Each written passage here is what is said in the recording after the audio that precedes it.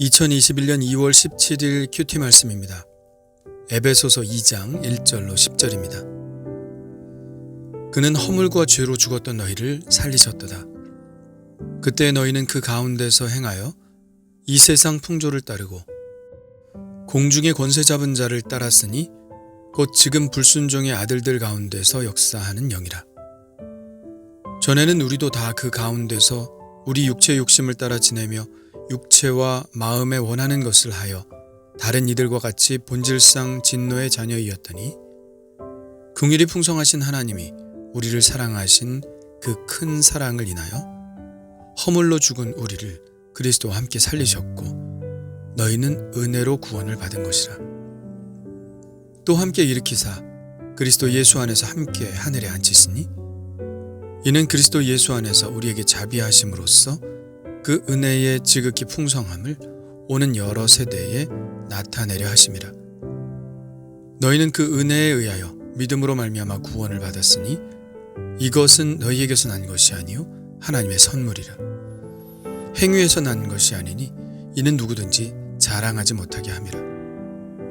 우리는 그가 만드신 바라 그리스도 예수 안에서 선한 일을 위하여 지으심을 받은 자니 이 일은 하나님이 전에 예비하사 우리로 그 가운데서 행하게 하려 하심이니라.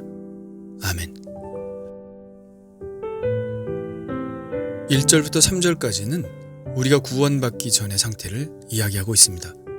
우리의 상태는 허물과 죄로 죽은 상태였죠.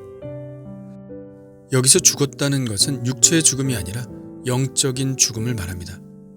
영적인 죽음이란 하나님이라는 영원한 생명으로부터 떨어져 나갔다는 것을 의미합니다. 무엇이 우리를 하나님으로부터 떨어져 나가게 했나요? 그것은 바로 허물과 죄죠. 그렇게 허물과 죄로 인해 영적으로 죽은 자들이 취하는 행동에 대해서 2절에 나와 있는데요. 그때 너희는 그 가운데서 행하여 이 세상 풍조를 따르고 공중의 권세 잡은 자를 따랐으니 곧 지금 불순종의 아들들 가운데서 역사하는 영이라. 이 말씀 속에서 우리는 두 개의 세계를 상상해 볼 수 있습니다. 하나는 하나님께 순종하는 세계, 또 하나는 하나님께 반역하는 세계입니다.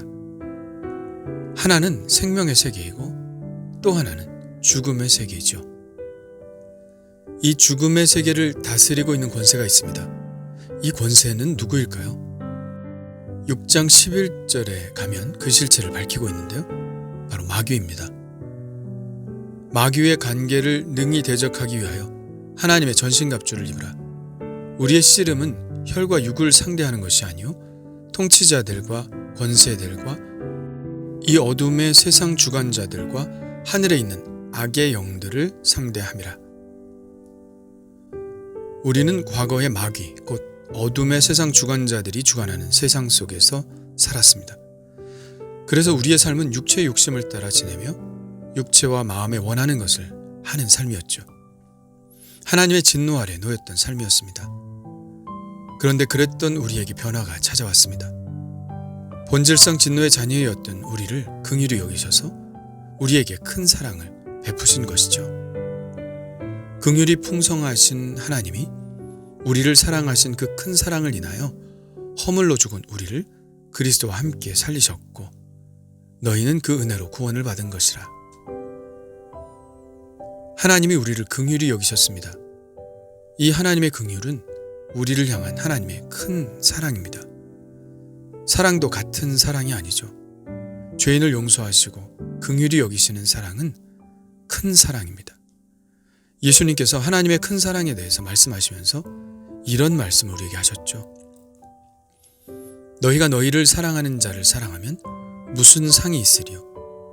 또 너희가 너희 형제에게만 무난하면 남보다 더 하는 것이 무엇이냐? 그러므로 하늘에 계신 너희 아버지의 온전하심과 같이 너희도 온전하라. 이것이 하나님의 큰 사랑이죠. 죄인을 있는 모습 그대로 받아주시는 하나님의 사랑이 바로 하나님의 큰 사랑입니다. 이 큰 사랑은 바로 예수 그리스도를 통하여 우리에게 증명되었죠. 우리가 아직 죄인 되었을 때에 그리스도께서 우리를 위하여 죽으심으로 하나님께서 우리에게 대한 자기의 사랑을 확증하셨느니라. 이 큰 사랑을 받은 우리의 놀라운 현주소는 무엇일까요? 6절입니다. 또 함께 일으키사 그리스도 예수 안에서 함께 하늘에 앉히시니. 참으로 놀라운 언명입니다. 우리에게 은혜를 베푸신 하나님은 당신과의 사귐 안으로 우리를 이끄셨습니다. 이것은 하나님과 예수 그리스도와 함께하는 사귐인데요. 요한복음 17장에 예수님의 대제사장적 기도가 실현된 것입니다. 아버지여, 아버지께서 내 안에, 내가 아버지 안에 있는 것 같이 그들도 다 하나가 되어 우리 안에 있게 하사. 이제 우리의 소속은 공중권세 잡은 자의 지배에 있지 않습니다. 우리는 하나님 나라의 영원한 생명과 연결되어 있으며 그 생명과의 사귐 안에서 살아갑니다. 참으로 놀라운 은혜죠.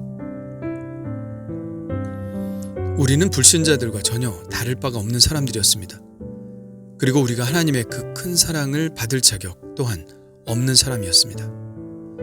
우리가 하나님의 이 사랑을 받을 만한 어떤 행동도 하지 못했죠. 그러므로 우리가 구원을 받은 것은 전적으로 하나님의 은혜이며 그 큰 사랑의 결과입니다. 8절과 9절은 우리가 받은 이 구원에 대해서 분명하게 정의하고 있습니다. 너희는 그 은혜에 의하여 믿음으로 말미암아 구원을 받았으니 이것은 너희에게서 난 것이 아니요 하나님의 선물이라. 행위에서 난 것이 아니니 이는 누구든지 자랑하지 못하게 함이라. 만일 우리가 행위로 구원을 받았다면 우리는 스스로를 자랑하겠죠. 아마 그렇다면 천국은 자기 자랑하는 사람들로 가득 찬 곳이 될 것입니다. 자기 자랑으로 가득 찬 곳, 그것이 과연 천국일까요? 그럴 수 없겠죠. 자랑으로 가득한 곳은 시기와 질투로도 가득한 곳이 될 것입니다. 그곳이야말로 지옥이 따로 없겠죠. 그러나 천국은 나는 죄인입니다 하는 고백이 있는 곳입니다. 모든 것이 하나님의 은혜입니다 라고 고백하는 것이죠. 우리는 그저 허물과 죄로 죽었던 사람이었고 세상 풍조를 따라 육체의 욕심을 이루며 살았던 사람입니다. 그런데 하나님의 긍휼하심과 그 큰 사랑으로 다시 생명을 얻었습니다. 이런 고백이 있는 곳이 천국이죠. 그래서 우리의 자랑은 오직 십자가밖에는 없는 것입니다. 그러나 내게는 우리 주 예수 그리스도의 십자가 외에 결코 자랑할 것이 없으니, 십자가의 은혜로 구원받았으니 나에게는 자랑할 것이 전혀 없고 오직 십자가만을 자랑할 수밖에 없는 것이죠. 이제 우리는 전혀 새로운 존재가 되었습니다. 허물과 죄로 죽었던 우리가 하나님의 영원한 생명과 연결되어 다시 새로운 삶을 얻게 되었습니다. 그런즉 누구든지 그리스도 안에 있으면 새로운 피조물이라. 이전 것은 지나갔으니 보라 새 것이 되었도다. 그리고 당연히 새로운 존재에게는 새로운 삶의 목적이 주어지겠죠. 10절에 이렇게 말씀합니다. 우리는 그가 만드신 바라 그리스도 예수 안에서 선한 일을 위하여 지으심을 받은 자니 이 일은 하나님이 전에 예비하사 우리로 그 가운데서 행하게 하려 하심이니라. 우리를 새롭게 지으신 목적이 있습니다. 그것은 바로 선한 일을 위한 존재로 지으셨다는 것이죠. 그렇다면 선한 일은 무엇일까요? 기부를 많이 하는 것일까요? 물론 당연히 그런 것도 포함됩니다. 그러나 그것이 본질은 아니죠. 하나님 한 분 외에는 선한 분이 없습니다. 그러므로 선한 일이란 하나님의 일을 하는 것이죠. 요한복음에서 사람들이 예수님께 묻습니다. 우리가 어떻게 하여야 하나님의 일을 하오리까? 그러자 예수님이 이런 말씀을 하셨죠. 하나님께서 보내신 일을 믿는 것이 하나님의 일이니라. 그러므로 선한 일, 하나님의 일이란 내가 옳다고 여기는 좋은 일을 하는 것이 아니라 예수 그리스도를 믿고 내 안에서 착한 일을 시작하신 그 예수 그리스도께 순종하며 사는 삶을 말하는 것입니다. 과거에 나는 공중권세 잡은 자를 따랐지만 이제는 나를 그 큰 사랑으로 사랑하셔서 나를 위해 십자가를 지신 예수 그리스도를 믿는 믿음으로 살게 하셨습니다. 내가 그리스도와 함께 십자가에 못 박혔나니 그런즉 이제는 내가 사는 것이 아니요 오직 내 안에 그리스도께서 사시는 것이라. 이제 내가 육체 가운데 사는 것은 나를 사랑하사 나를 위하여 자기 자신을 버리신 하나님의 아들을 믿는 믿음 안에서 사는 것이라. 내가 죽고 예수님이 내 안에서 살아계실 때 우리는 선한 열매를 많이 맺을 수 있는 것이죠. 나는 포도나무여 너희는 가지라. 그가 내 안에 내가 그 안에 거하면 사람이 열매를 많이 맺나니 나를 떠나서는 너희가 아무것도 할 수 없음이라. 하나님과 그리고 예수 그리스도와 함께하는 사귐 안에서 우리는 선한 열매를 많이 맺을 수 있습니다. 하나님은 그 일을 위해 우리를 부르셨고 또한 새롭게 하셨습니다. 그러니 오늘도 내 안에 계신 예수님으로 인하여 선한 열매를 많이 맺을 준비 되셨나요? 주님 감사합니다. 허물과 죄로 죽었던 저를 긍휼과 그 크신 사랑으로 구원해 주시니 감사합니다. 염치 없지만 그 크신 선물을 믿음으로 받습니다. 이제 저를 새롭게 하셨으니 하나님의 새로운 목적에 참여하게 하옵소서. 하나님의 선한 일을 위하여 준비되게 하시고 오직 제게서 나오는 선행이 아니라 제 안에 계시는 예수 그리스도로부터 나오는 선행으로 살게 하옵소서. 예수님의 이름으로 기도합니다. 아멘.